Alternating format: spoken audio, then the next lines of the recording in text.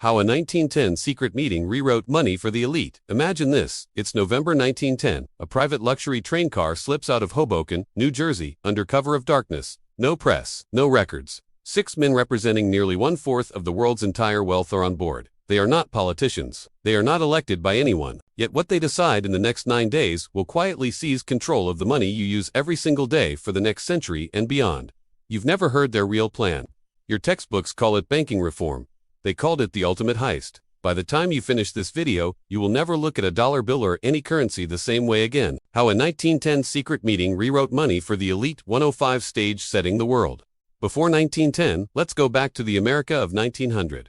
Money was still real. A dollar was literally a certificate you could walk into a bank in exchange for a fixed weight of gold or silver. The system wasn't perfect. Panics happened in 1873, 1893, 1907, but when a crisis hit, banks failed, speculators got wiped out, and the slate was cleaned. Painful, yes, but honest. The average citizen trusted his money because it was backed by something tangible. A small group of men hated that. Why? Because real money limits power. If you can't print it at will, you can't fund endless wars, bail out your friends, or inflate away debts. Hard money keeps governments and bankers on a leash.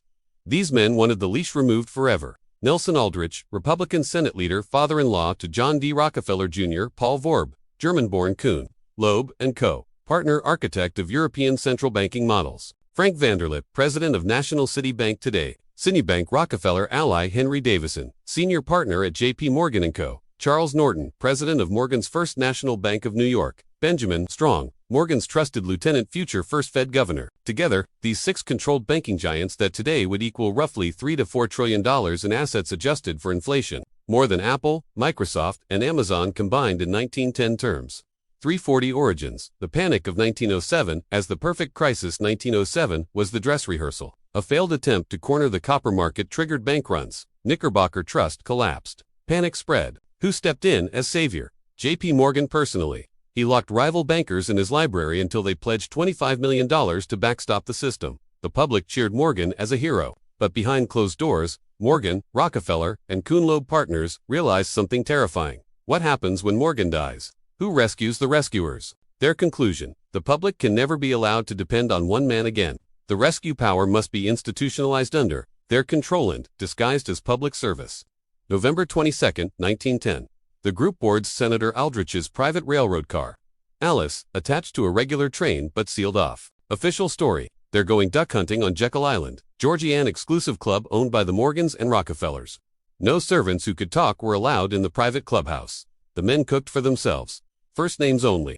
They even rehearsed fake hunting stories in case reporters asked questions later. For 9 straight days they drafted a complete central banking bill in absolute secrecy. What they actually built, the Aldrich Plan prototype of the Fed. Their plan had 4 revolutionary features the public was never meant to understand. A National Reserve Association that looked decentralized but was privately controlled by the biggest banks. The power to create emergency currency backed not by gold, but by commercial paper, essentially IOUs from bankers to bankers. Member banks would be forced to buy stock in the new system, giving them skin in the game and guaranteed profits. The entire structure would be immune from future political interference once passed. The breaking point: why it almost failed. 1911 to 1912. The Aldrich Plan is introduced in Congress. Immediate backlash: populist Democrats and rural Americans smelled a Wall Street takeover. Investigative journalist exposure revealed the secret Jekyll Island meeting.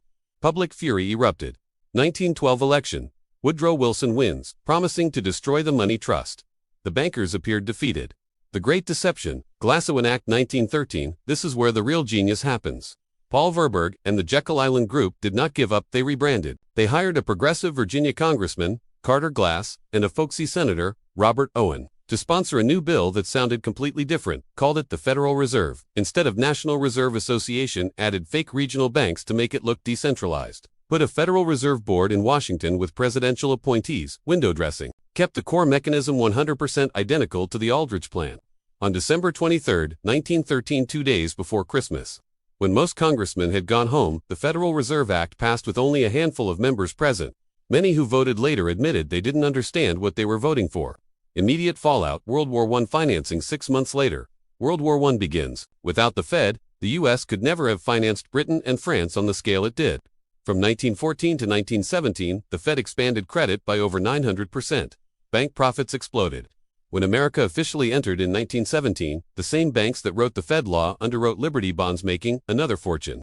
The war that ended all wars was also the greatest banking bonanza in history. The Roaring '20s bubble. 1920s, Fed keeps interest rates artificially low. Margin debt soars, stock market becomes a casino. Farmers, crushed by falling commodity prices, start defaulting. 1929, Fed finally raises rates. The bubble pops. Over 9,000 banks fail. Millions lose life savings. But the big New York banks, they survive and buy up failed competitors for pennies on the dollar. 1933-34, the final coup, taking the gold. FDR declares bank holiday.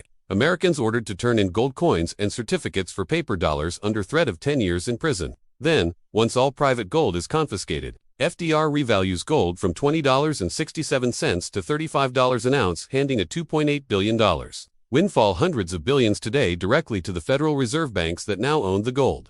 Average citizens got nothing. They were now permanently locked into a pure fiat system. Failed fixes that only tightened control. 1935 Banking Act supposedly gave more public control, actually centralized power in the New York Fed even more. Bretton Woods, 1944, pretended to back dollars with gold again. Really just made the dollar the world reserve so US could export inflation globally. 1971 Nixon shock closed gold window completely. Final nail. From this point forward, every major currency is 100% fiat, backed only by confidence and force. Modern parallels, the pattern repeats. 2008. Housing bubble fueled by Fed easy money. When it crashes, the Fed creates $4.5 trillion in new money, mostly to rescue the same descendant megabanks. 2020, COVID response $6 trillion more. Today, U.S. national debt greater than $36 trillion. Fed balance sheet greater than $8 trillion. Total global debt, $315 trillion, 350% of global GDP. Every major central bank now uses the same playbook written on Jekyll Island. Inflate asset bubbles, crash the system when convenient. Rescue insiders with newly printed money, leave the public holding devalued currency and higher taxes. Shocking data most people miss. Since 1913, the US dollar has lost 97% of its purchasing power. The top 1% now own more wealth than the entire middle class, first time since the FPP 1920s. Fed shareholders, private banks, have received over $1 trillion in dividends and bailouts since 2008 alone. 63% of Americans live paycheck to paycheck, while the Fed funds trillion-dollar deficits that primarily benefit asset owners. 3 clear takeaways. Central banking is not a public service, it is the greatest wealth transfer mechanism ever devised, moving value from savers and workers to debtors and asset owners over decades. Every major financial crisis since 1913 has followed the same script. Easy money gives bubble gives. Controlled demolition gives consolidation of power. Once a nation surrenders its money creation to a private cartel with legal counterfeit privileges, true reform becomes nearly impossible without systemic collapse. Final warning. Open-ended thought: we are now deeper in debt, more financially fragile, and more centralized than at any point in human history. The men who met on Jekyll Island in 1910 are long dead, but the system they built has only grown stronger. The question is no longer whether the system can be reformed from within. It can't. The only question left is, what will you do with the time you have before the next emergency is used to tighten the noose once again? Call to action. If this video woke something up in you, do 3 things right now. Hit the like button, it tells YouTube this information matters. Subscribe and ring the bell. This channel is one of the few places still exposing the raw truth about money. Comment the year 1910 below so I know you made it to the end and understood the real history they never taught you. The truth about money is the most censored knowledge on earth. Share this video before it gets buried. I'll see you in the next one. Stay free.